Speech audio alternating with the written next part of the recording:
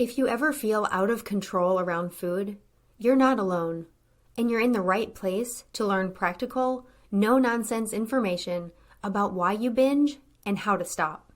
Binge eating does not mean that something is wrong with you.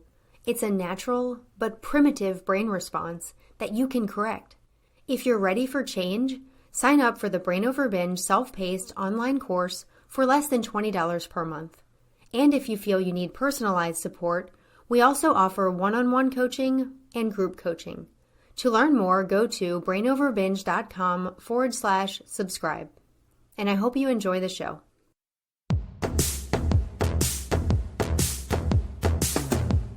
Welcome to the Brain Over Binge podcast, where you learn a simple, brain-based approach to ending binge eating.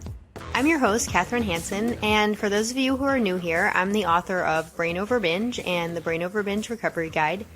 I just released a new edition of Brain Over Binge, and for those of you who want to learn more about that, you can listen to the previous episode, which was episode 99, and I really loved that episode because my boyfriend interviewed me about the new edition, and I got the opportunity to share the purpose of the new edition and my mission for the book. So that brings me here today to episode 100, and I feel like it's a big milestone, and I'm very happy to have been able to produce 100 episodes. And I just want to thank everyone who has listened to the podcast along the way, whether you've listened to one episode or all 100 episodes. I wanted to do something special for the 100th episode, so I decided to compile a best of the podcast episode. And what I did is just went through and picked out some of my favorite parts and some of the parts I felt like would be the most useful to you to review and to keep in mind as you work on ending the binge eating habit. I found it to be a fun project to go through all of the episodes and revisit a lot of the topics that we've covered so far, and also hear a lot of the guests that I've had on the show. I've had some really amazing guests, and I just want to thank everyone who has been on the show and shared their ideas. And although I wasn't able to include everyone, just know that I'm so thankful for all of the insights and information that my guests have shared over the years. I'm also very thankful for everyone who has subscribed to the podcast, and for those of you who have not subscribed already, I would encourage you to subscribe because I plan to keep this podcast going for as long as I can, and I would love for you to be here listening. So now I'll go ahead and share the best of the Brain Over Binge podcast. The Brain Over Binge approach is about learning to see your binge eating in light of the brain, and then using that information to empower yourself. It's about changing your perspective to see yourself as fundamentally healthy and not broken and not diseased.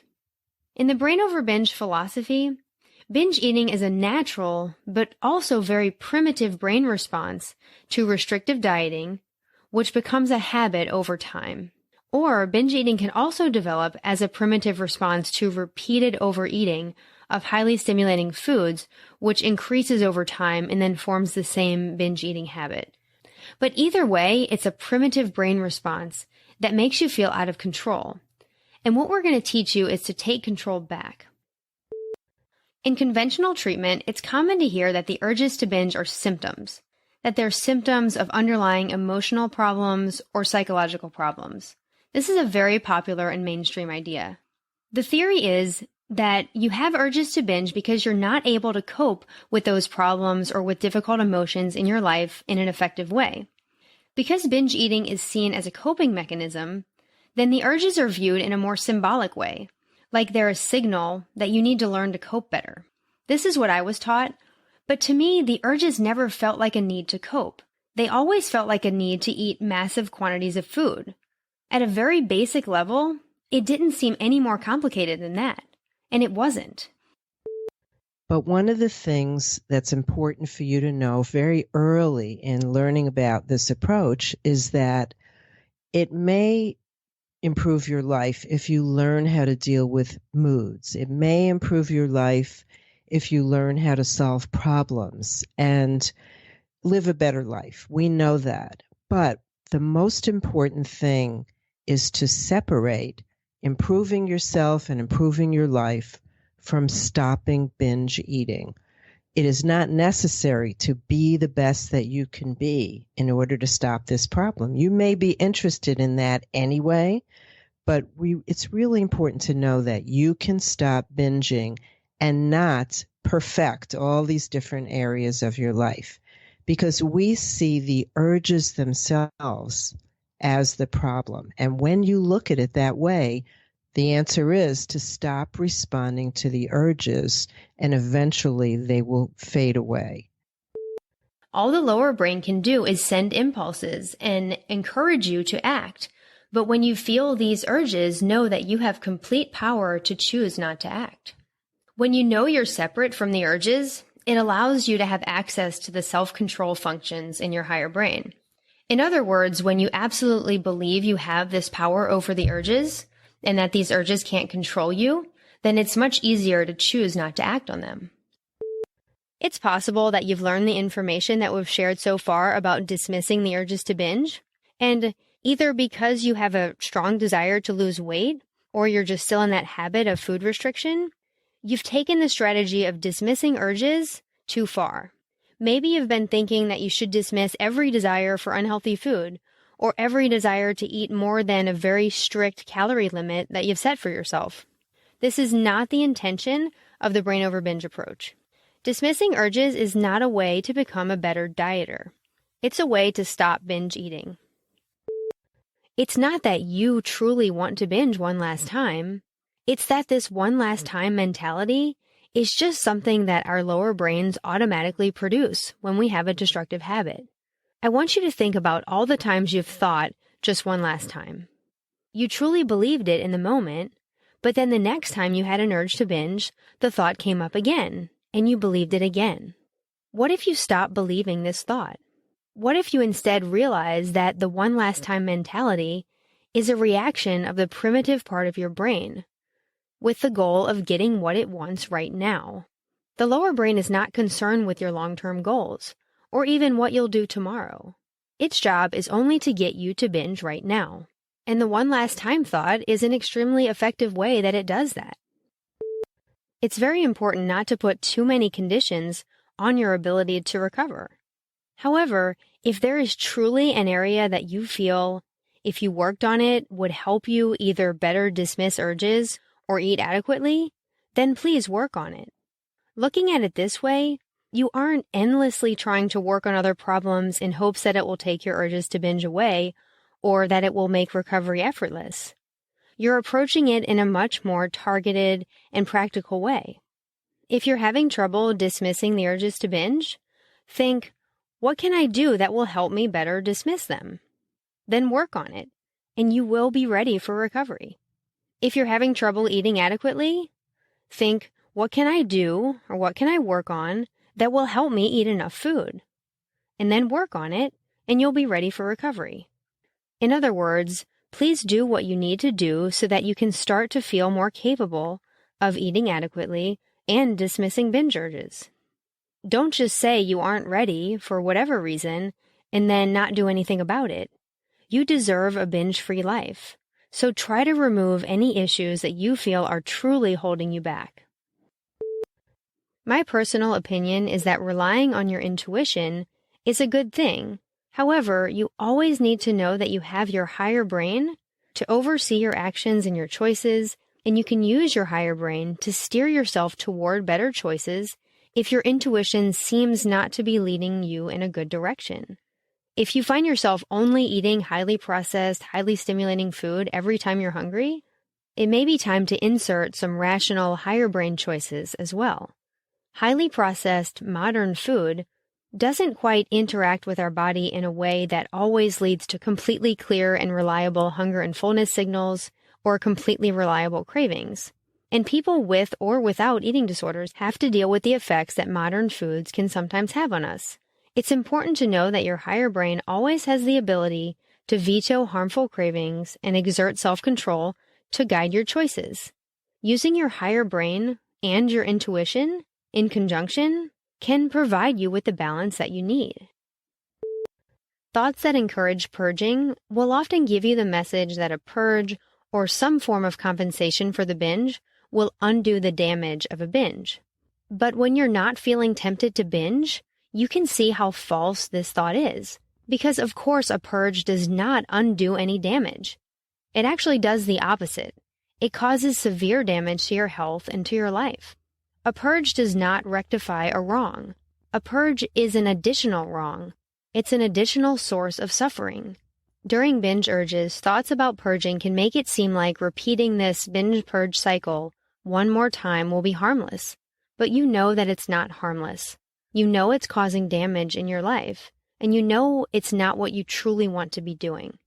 Like any thought that makes binge eating seem appealing, thoughts that use purging as a reason to binge need to be dismissed. We're experiencing life through our moment-to-moment thinking. And that moment-to-moment thinking, it comes up and it looks so real to us. So again, like if you're a binge eater and you're having an urge or you're just really caught up in, should I eat this? Should I not eat this? Like you're in that. You are in it. And it is absolutely real and it feels true and it feels important to you. But that's just the nature of thought. That's the same if you're considering like, should I buy this house or that house? Should I wear these shoes or those shoes? Now, those might feel like they have a different level of urgency to them or, different level of importance, but it's all the exact same when we look a level deeper. It's all thought coming to life within us. And it's not who we are and it's not permanent. And it's nothing we need to try to fix and figure out and sort through because it does that on its own. It moves through us. So I'll pause, but I'll just say like that's sort of the cornerstone of it is helping people see how all human experience works. Because when we aren't afraid of our experience, when we aren't afraid of feeling fat or an urge or the next diet or whatever, when we aren't caught up in our heads, we're kind of back to life being really easy, like before we found ourselves in this issue. If binge eating has been clouding your life for a long time, you may not be able to fully see what your life could be like after recovery. But no matter what life brings, that opportunity to have the freedom from food issues is so worth it. You'll be free from the shame, the physical discomfort, and the feeling of being out of control of your own life. If you can experience even a moment of that freedom from the consequences of binging, and you can get excited about that, it can solidify your desire to keep going and to keep moving toward recovery, despite any uncertainty about what your life might be like afterward. I encourage you to keep focusing on all of your motivations to recover. But remember that underneath those reasons lies a desire to be free, to live all of your life, the good and the bad, without the pain of binge eating. Behavior happens through action. And the actions, taken consistently, time and time again, small actions, not only do they build up new behaviors, but they actually create optimism and they actually generate motivation. And so if somebody's not feeling motivated, a lot of times they want inspiration, they want motivation. I remember feeling this way all the time. Where's it going to come from? What new book can I download? What new piece of wisdom can I find?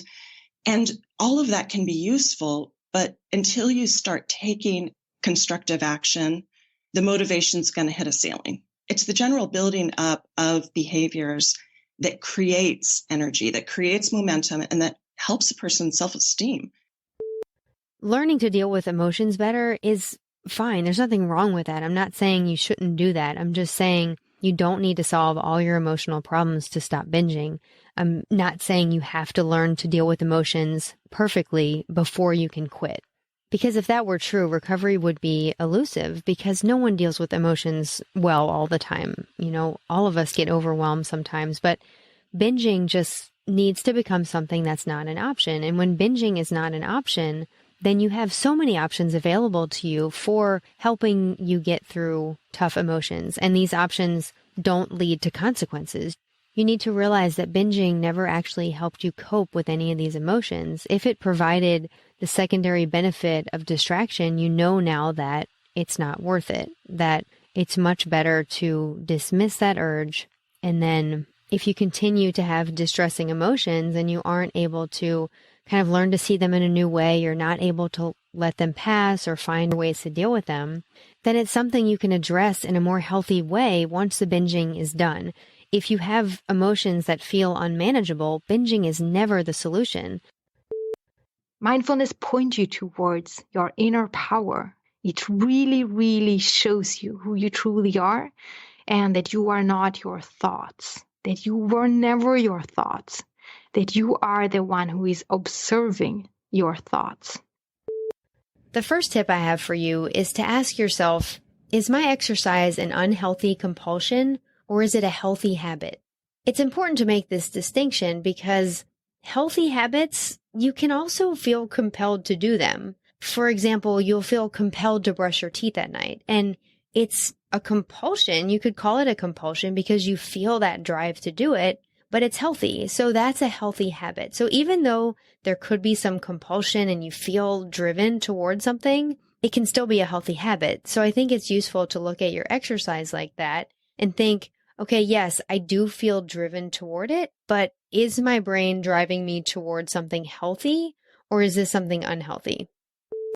What I teach is specifically for binge eating, and it can be applied, I think, also to other problematic eating habits that feel really compulsive, like excessive overeating or compulsive overeating or whatever you want to call it. But what I really want to get across today is that the intent of my approach is not to use it as a strategy to try to stick to strict diets or to use it as a strategy to try to follow really rigid weight loss plans or to try to get yourself to eat less than you physically need.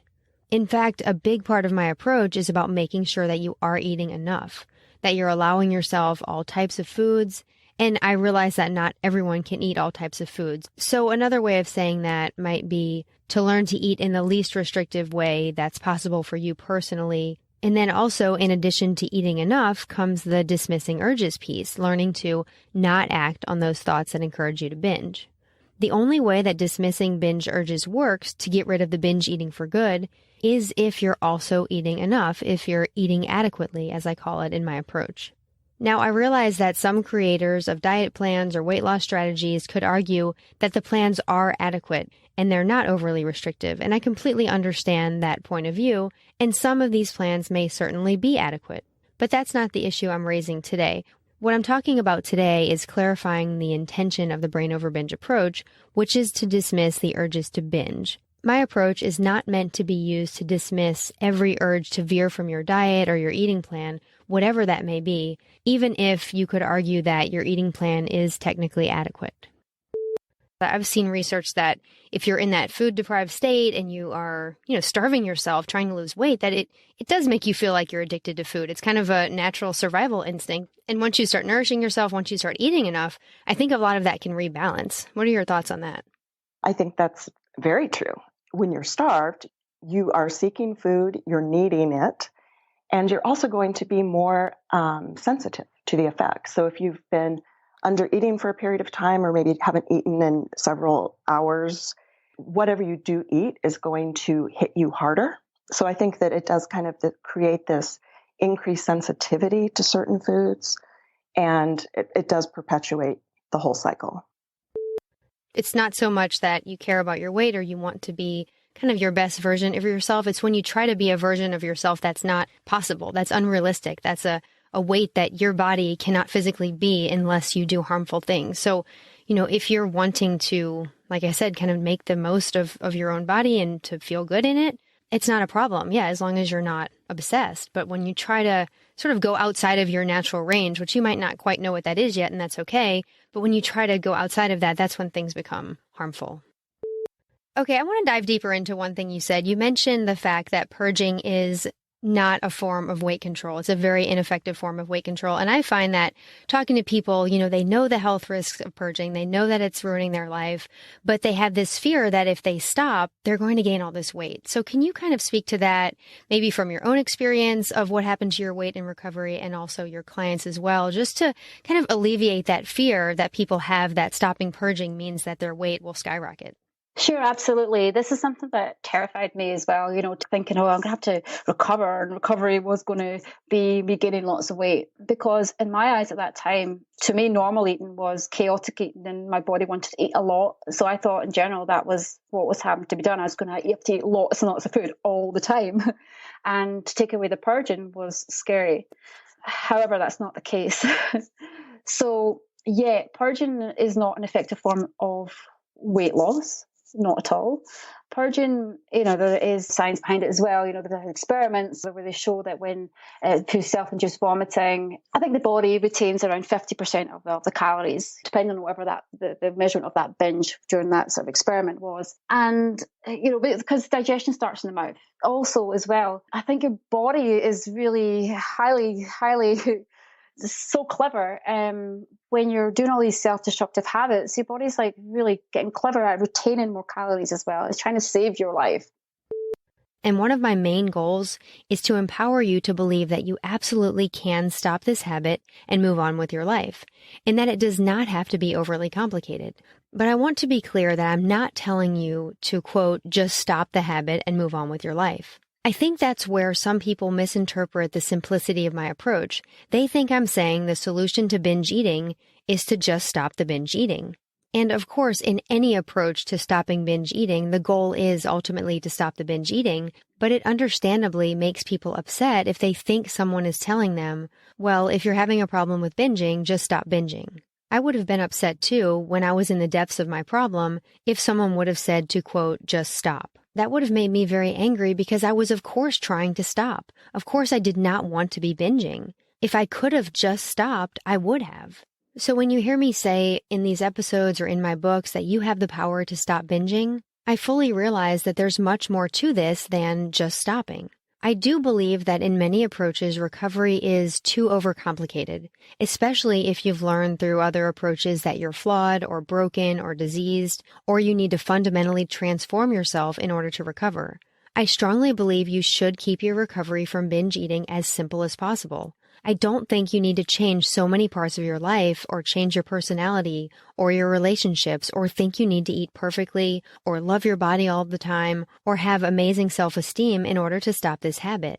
In the Brain Over Binge approach, recovery is fundamentally about stopping a harmful habit that you've inadvertently developed.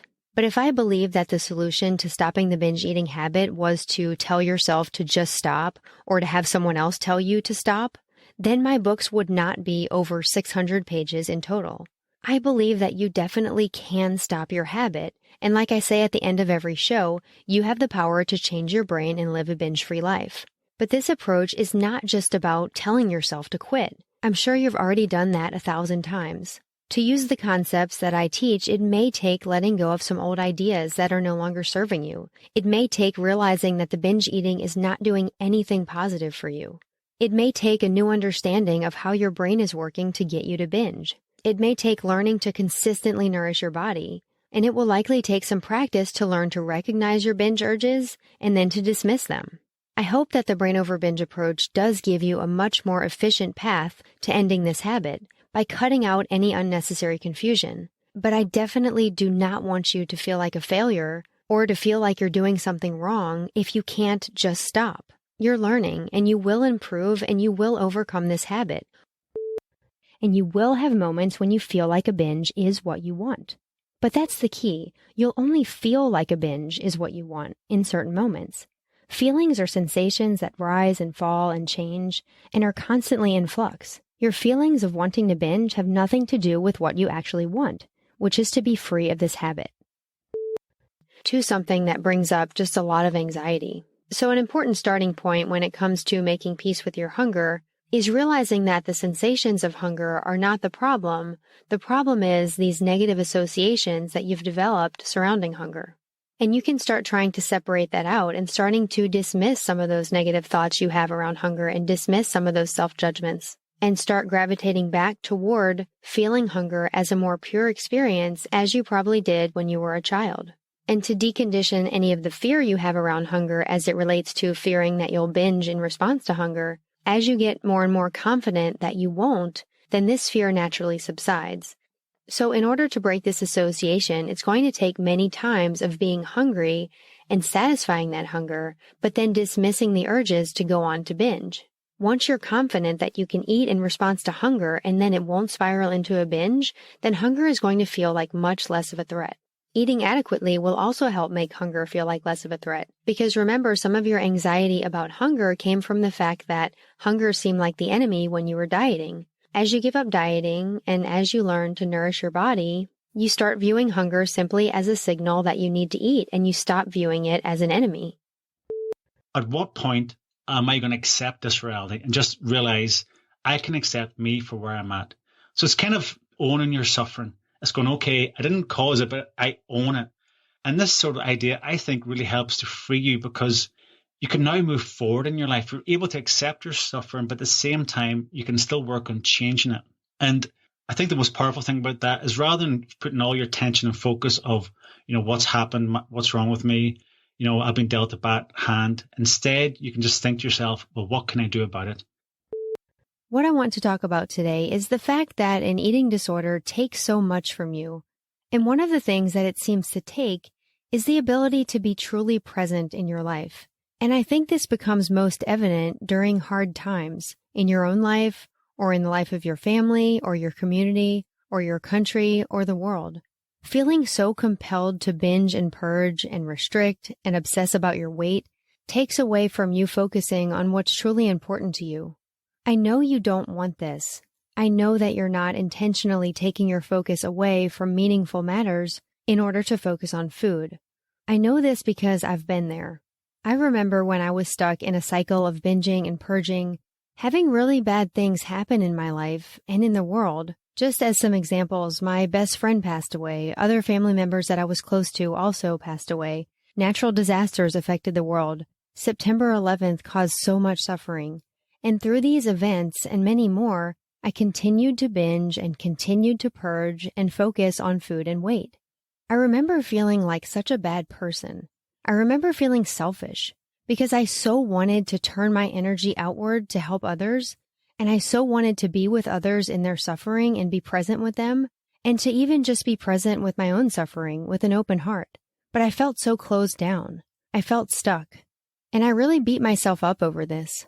I would ask myself, what kind of person continued to binge when I knew there were people in this world who were in need? I would ask myself, what kind of person would continue to spend hours and hours in the gym to try to compensate for binges when I could be using that time to make a difference in a meaningful way? Looking back, I see that the kind of person who does that is a person that's simply stuck in a vicious brain-based habit. I have to just say it, like, there's some really harmful rhetoric out there on social media about, people, with good intentions for sure, but it damages people who are looking on and trying to learn about intuitive eating. The message is often, when you're doing this right, you'll know exactly what you feel like eating, and you'll know exactly when you're hungry, and you'll know, what you're craving. And it just makes it feel like it's, first of all, it feels really inaccessible even to me to approach food that way. Like, I'm not able to just run out and grab whatever food I want whenever I think about it. Like, financially, schedule wise, like that, just no. What you also have to understand is, like, it's not because you recover from your eating disorder that you will not have cravings anymore, but you will learn to trust your body. When you have an eating disorder, the cravings are often, as you mentioned, spiraling out of control, binging and purging. Okay, but here you start, learning that your body is your friend. And because it sends some kind of message, you have to listen to that. And in a way, you have to understand why you have that. But you can also learn to honor the cravings because they are not, spiraling down into a full binge. So sometimes you will want an ice cream, and that's totally fine, but you will eat it with love, and not, oh, I shouldn't do that, and I've done that, and I failed, and I better binge and purge, right? It's like the relationship with your own body and the cravings that it sends to you is totally different. I want to tell you that once you stop acting on these urges and once you stop following that desire to binge, you're going to realize that it was never any form of pleasure. Binge eating is going to start to look like the exact opposite of pleasure the further and further you get from that behavior. You'll wonder why you ever had a desire for that fleeting primal pleasure. That desire is simply conditioned in your brain right now. But once you extinguish that habit, you're no longer going to view it as pleasurable. So it's not like you're going to stop the habit and then you're going to go the rest of your life having this desire inside of you for something that you are no longer doing. You'll stop having that desire. You'll start to think that binge eating would be the last thing you would do if you wanted pleasure. maybe there's a little bit of time. Oh boy, I get to do this thing. I get to have these foods. But that stops right away when we can't taste anymore, when we can't stop, when we're feeling sick, when we're disgusted. We can't seem to break away until we're just totally worn out. I now hold on to that image so tightly. It's not even now, it was back then when I was able to more strongly hold on to how difficult that really was, how uncomfortable, how unappealing that really was, as opposed to glorifying that binge as, oh boy, that picture and then the end result, how it was going to feel afterwards, and the reality of how it felt afterwards, and the downward spiral and the physical discomfort, not just immediately afterwards, but the next day, the memories, the physical, I'll call it destruction that happens when we fill ourselves with stuff that is not good for us. And then in any way we happen to purge it, we purge it. It leaves us empty on all levels. That's what I hold on to. But I do not believe that it's helpful for me to tell you the one right way that you should eat, because that way is going to be different for everyone. I think it's very important for you to discover how you should eat on your own, because your own personal way of eating that comes from experimentation and seeing what feels good in your body and what works for you, that will be much more powerful and more lasting than any meal plan that I could give you. So I'm definitely not going to come out here and say that you absolutely must be eating 3 meals a day and you must be eating a certain amount of snacks and it has to be structured or you need an exact amount of calories. You certainly can have a structured approach to eating and you can count your calories to make sure you're getting enough. There's nothing wrong with doing that. It can be helpful just to ensure that you're meeting your physical needs, but I do not believe that handing you a way of eating is what will be most helpful to you right now. If you're like the majority of binge eaters, you may have gone from diet to diet, from meal plan to meal plan, or different eating program to eating program, thinking that would be the cure, only to end up binge eating again. I want you to try to take a new approach to this. Make your primary focus to be on learning to stop binging, and then just do the best you can to eat enough and eat in a way that works for you.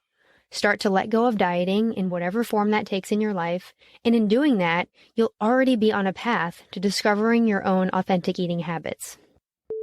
Binge eating disorder, dieting, food and body obsession is what I think of as a life thief. I lost the majority of 40 years of my life and so much of my daughter's life that I can never get back. It's really unfathomable when I think about this. It makes me think of a line from a Mary Oliver poem that I love. Are you breathing just a little and calling it a life? And to everyone listening who can relate to the years lost to this, I want to add that it's never too late to heal, and that on the other side, you're going to see that all that matters is now.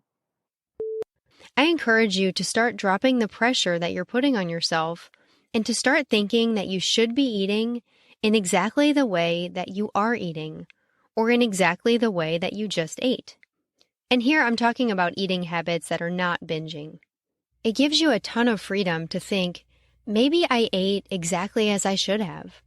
And this is not about tricking yourself into thinking that you ate healthy when you clearly didn't, or that you ate the perfect amount when you feel like you've overeaten a little. But it is about accepting the way that you ate in that moment. And maybe there's something to learn from that. But either way, you can simply move on without all of the overthinking. Consider that you can just eat and let it be what it is. Consider that you can make a decision about food in the moment that you think is best for you, for whatever reason, and eat the food, and then let go of all of the overthinking afterward and simply go on with your life. I love to teach my clients that a huge and fun part of recovery is to generate desire for life.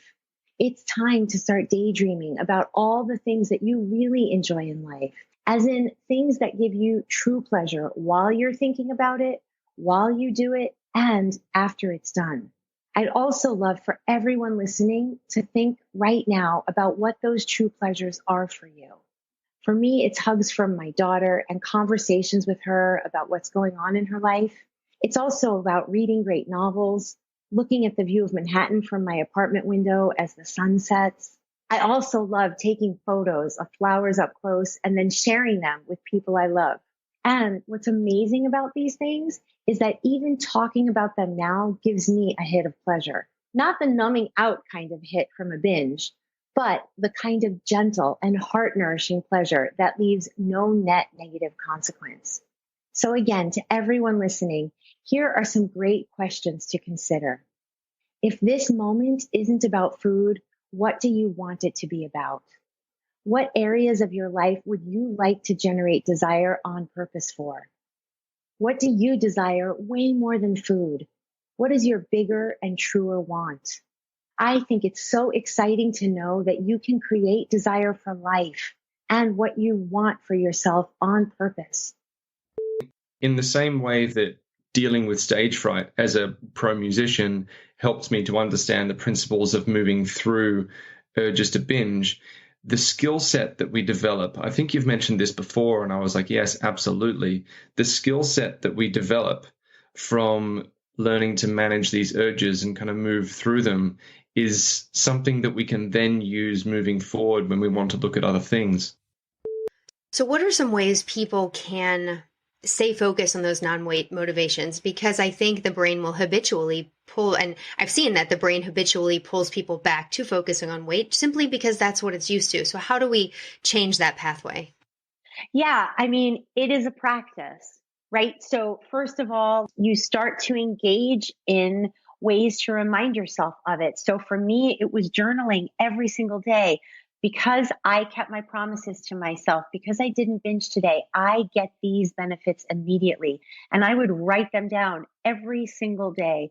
And I would tell them to people and I would celebrate them because that was solidifying that new pathway for me. And, another thing is every time you find yourself going to weight, you can remind yourself, and I'm feeling so much better in these ways. What's your mission for Brain Over Binge? I just want to keep sharing my story as long as I can. I mean, part of me was like, nobody wants to hear this story again. But I think there is power in hearing someone's story rather than just, okay, this is what you have to do. There's a difference in just getting a bunch of advice or really reading about someone's journey and being there with them and then sort of adjusting it to apply to your own life. So I just want to keep sharing my story and then keep providing the additional help people may need to, create their own story. I hope you enjoyed that compilation, and I hope it gave you some useful insights and information that you can use going forward as you end the binge eating habit. Thank you again for your support over the years, and thank you for being here for the 100th episode. If a lot of the clips in this episode resonated with you and you want to learn more, you can head over to brainoverbinge.com, and there you can get started with a free ebook that I have available. It's called the Brain Over Binge Basics, and you can also download that through the link in the show description. When you get that free ebook, you also get a free track from the Brain Over Binge course called Manage Your Mindset After a Binge. And this is a track that will guide you in overcoming any slips that you may have during recovery. On brainoverbinge.com, you can also get access to my blog. You can learn more about my books. You can also get my self-paced course. And if you need more personalized support and accountability in recovery, you can learn more about coaching. One of the voices you heard toward the end of this episode was our wonderful Brain Over Binge coach, Julie Mann, who offers one-on-one coaching and also group coaching. And the links to learn more about the coaching are also in the show description. I look forward to many more episodes, and I hope you'll join me. And as always, I want to encourage you and remind you that you have the power to change your brain and live a binge-free life. The Brain Over Binge podcast is produced and recorded by Brain Over Binge Recovery Coaching, LLC. All work is copyrighted by Brain Over Binge Recovery Coaching, LLC, and all rights are reserved. As a disclaimer, the hosts of the Brain Over Binge podcast are not professional counselors or licensed healthcare providers, and this podcast is not a substitute for medical advice or any form of professional therapy. Eating disorders can have serious health consequences, and you are strongly advised to seek medical attention for matters relating to your health. Please get help when you need it, and good luck on your journey.